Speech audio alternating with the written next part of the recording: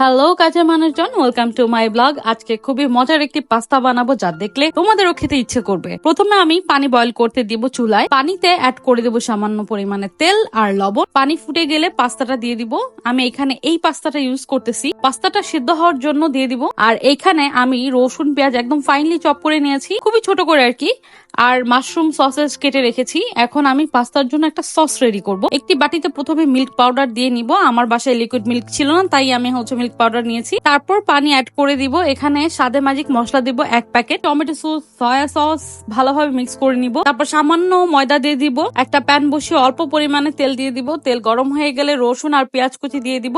এটা যতক্ষণ পর্যন্ত না একটু লাল হয়ে আসছে, লাল হয়ে আসলেই আমি এখানে সসেজ আর মাশরুম দিয়ে দিব। হালকা ভেজে নিব এগুলো। তার উপরে একটু গোলমরিচ ছিটিয়ে দিব। ভাজা হয়ে গেলে যে সসটি আমি আগেই রেডি করে রেখেছিলাম সেটা দিয়ে দিব।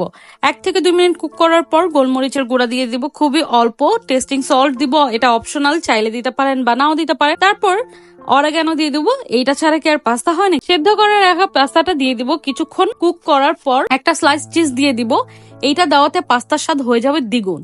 আর এই যে আমাদের জায়ান বাবু দাঁড়িয়ে রান্না দেখে, লাস্টে আমি কাঁচামরিচ দিব, এতে করে খুবই সুন্দর একটা ফ্লেভার বের হয়। এবং পরিমাণ মতো লবণ দিয়ে নিব, কারণ লবণটা কিন্তু খুবই সাবধান দিতে হবে, কারণ অলরেডি এখানে সয়া সস রয়েছে, সেজন্য। পাস্তাটা এত ক্রিমি অ্যান্ড রিচ হয়েছে, আপনারা দেখতেই পাচ্ছেন। তো ফাইনালি আমাদের পাস্তা ডান। আর এত মজা হয়েছে, আমার ফ্যামিলির সবাই বলছে এখন থেকে যেন এইভাবে আমি তাদের পাস্তা করে খাওয়াই। সবাই ভালো থাকবেন, দেখা হবে নেক্সট ভিডিওতে।